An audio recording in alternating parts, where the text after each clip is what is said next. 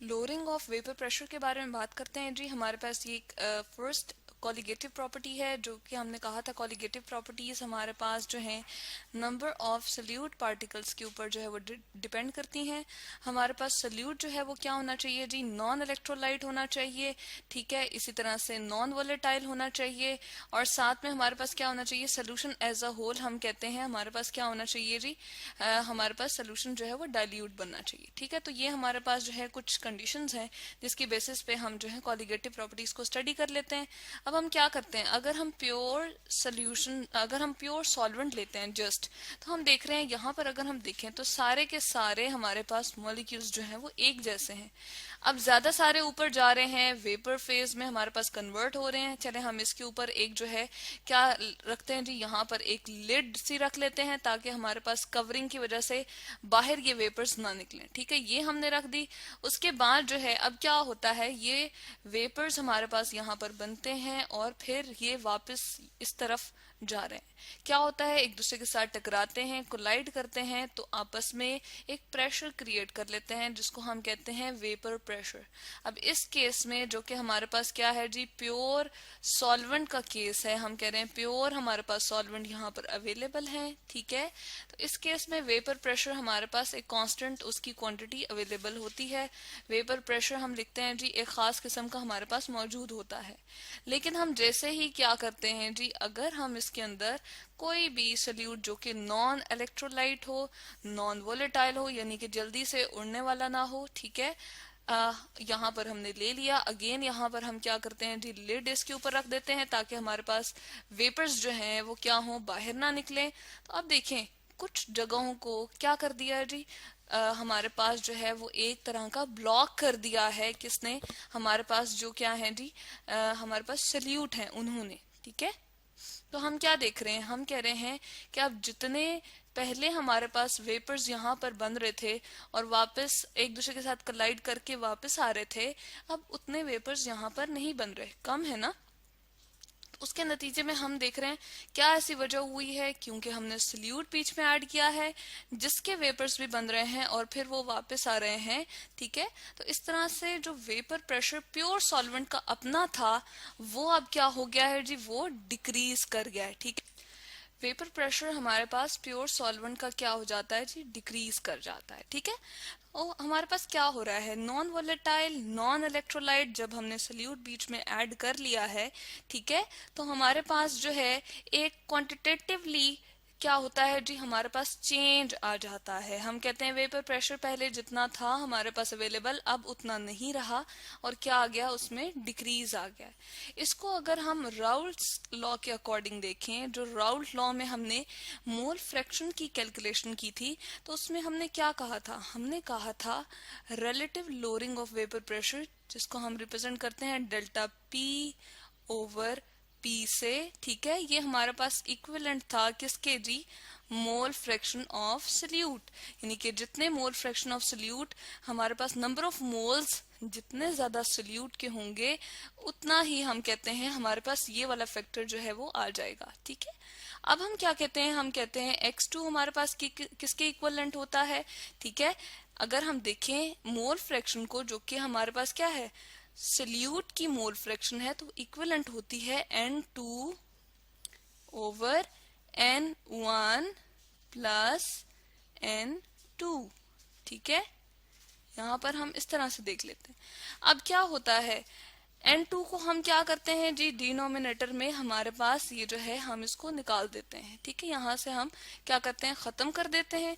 तो हमारे पास कुछ इस तरह से इक्वेशन बन जाएगी, x2 is equals to N2 over N1, ठीक है।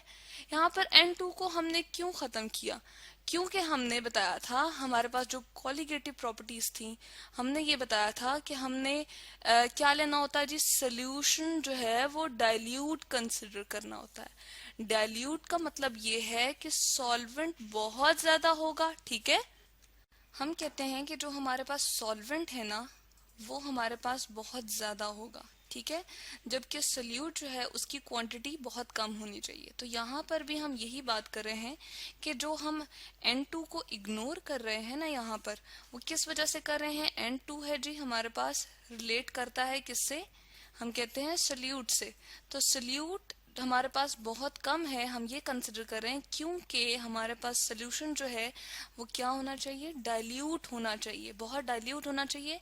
तभी तो हम क्या कैलकुलेट कर सकते हैं जी, हम कॉलिगेटिव प्रॉपर्टीज को स्टडी कर सकते हैं। ठीक है, तो डाइल्यूशन की वजह से डिनोमिनेटर में मौजूद N2 को हमने क्या कर दिया जी, खत्म कर दिया। अब यहाँ पर N2 और N1 को अगर रिस्पेक्टिवली उसकी वैल्यूज देखी जाए तो N2 हमारे पास क्या है, number of moles of solute, और इसको हम किस तरह कहते हैं, वेट ऑफ मोल, हम कहते हैं weight of solute divide by molar mass of solute. ठीक है, और N1 को रिस्पेक्टिवली क्या लेते हैं, अगेन यहाँ पर हम क्या पुट कर लेंगे, वेट ऑफ सॉल्वेंट, और यहाँ पर क्या आ जाएगा, मोलर मास ऑफ सॉल्वेंट। ठीक है, उसके बाद ये वाली भी हमारे पास क्या होगी जी, यहाँ तक हमारे पास हमने कहा कि हमारे पास जो है वो वैल्यूज क्या आ गई, इस तरह से आ गई। अब हमने शुरू में इस वाली इक्वेशन में अगर हम देखें, इसको अगर हम नंबर 1 कह दें तो हमने क्या कहा था, x2 इसके बराबर है।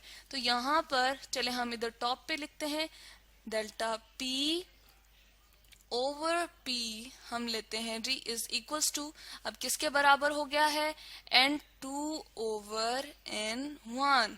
ठीक है, अब उसके बाद हम क्या करेंगे, N1 और N2 की वैल्यूज पुट कर देंगे यहाँ पर।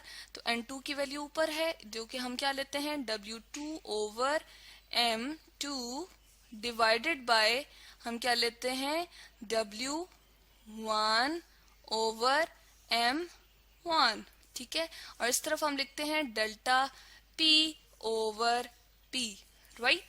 अब यहाँ पर हमारे पास क्या आ जाएगा, इसको हम जब रीअरेंज करेंगे तो हमारे पास क्या होगा जी, हमारे पास W2 तो ऊपर रहेगा, M2 नीचे चला जाएगा। ठीक है, और ये जो डिवीजन पे डिवीजन M1 हो रहा है ये हमारे पास ऊपर चला जाएगा।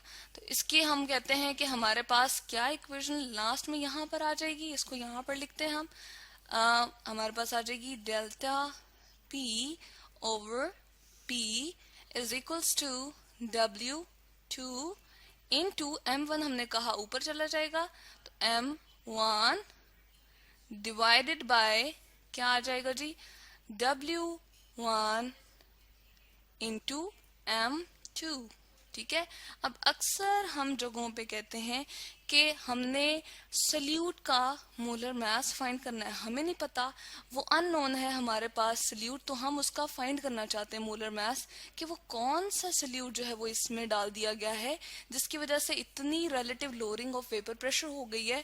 तो हम क्या करते हैं, हम ये करते हैं M2 को इधर ले जाते हैं और बाकी सारी क्वांटिटीज को इस तरफ ले जाते हैं। ठीक है, तो M2 को हम लेफ्ट साइड पे ले आते हैं, तो हमारे पास क्या हो जाएगा जी, इसको हम देखते हैं, ये हो जाएगा, इसको हम रीअरेंज करते हैं इस तरह से, इस तरफ चला जाएगा, ये हमारे पास डेल्टा P नीचे आ जाएगा। ठीक है, इनटू हमारे पास सेम यहाँ पर क्या आएगा, W2 ओवर W1। ठीक है, इनटू M1। ठीक है, तो ये हमारे पास जो है वो इक्वेशन यूज की जाती है, हम कहते हैं जब भी हमने इस तरह से फाइंड आउट करना होता है कि मास जो है हमारे पास सल्यूट का कितना है, मोलर मास हमारे पास क्या है जो हमने बीच में ऐड किया है। ठीक है, तो हमारे पास ये मोलर मास आ जाता है non volatile non electrolyte solute का, जो हम बीच में क्या करते हैं जी, ऐड करते हैं। और याद रहे सोल्यूशन हमारे पास डाइल्यूट होना चाहिए, तभी हम कॉलिगेटिव प्रॉपर्टी को स्टडी कर सकते हैं। तो ये है जी लोअरिंग ऑफ वेपर प्रेशर।